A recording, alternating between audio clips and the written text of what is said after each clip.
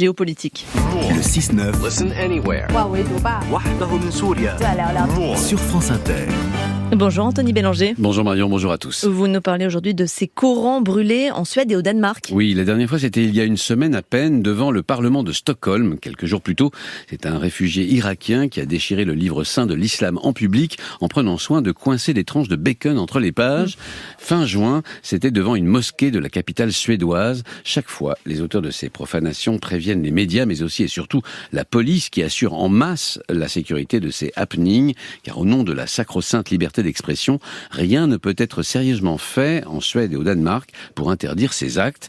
Les conséquences, en revanche, peuvent être gravissimes. Fin juillet, des centaines de personnes ont attaqué l'ambassade de Suède à Bagdad.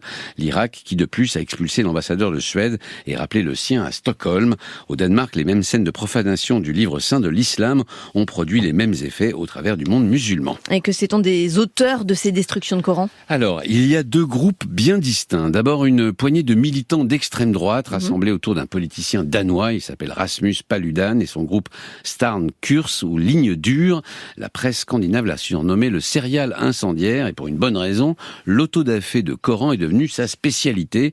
Il en est à plusieurs dizaines, un site profané. L'autre groupe donc est un réfugié irakien en Suède. Il s'appelle Salwan Momika. Il se dit athée et il veut dénoncer par ce happening le danger de l'islam. Mais en faisant une enquête sur son passé, le quotidien Jyllands-Posten, vous savez, le même quotidien qui avait en 2016 publié originellement les caricatures de Mahomet, eh bien, s'est rendu compte que dans son pays d'origine, il était très lié à des milices chrétiennes radicales.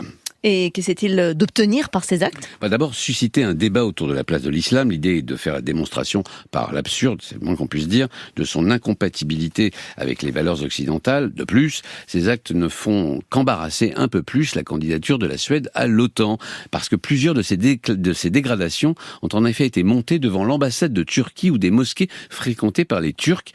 Aussitôt à Ankara, certains ont exigé que leur pays oppose son veto à l'intégration de Stockholm dans l'Alliance Atlantique. Ont-ils obtenu des résultats, ces militants ? Alors, côté turc, aucun. Recep Tayyip Erdogan n'a même pas daigné mettre en pause les négociations pour l'intégration de la Suède à l'OTAN. Il veut des M16, monsieur Erdogan. Il n'a pas l'intention de se faire dicter sa stratégie par des pieds nickelés d'extrême droite.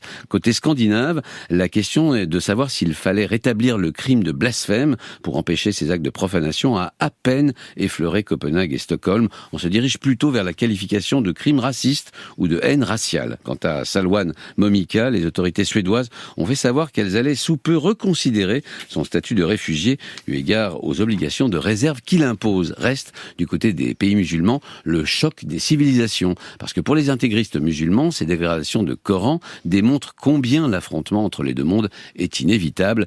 Une démonstration si stupide, si absurde, qu'elle n'est même jamais parvenue à mobiliser longtemps au-delà de ces cercles radicalisés. Anthony Bélanger, et je précise que les M16, ce sont des fusils d'assaut pour les auditeurs qui ne seraient pas au courant.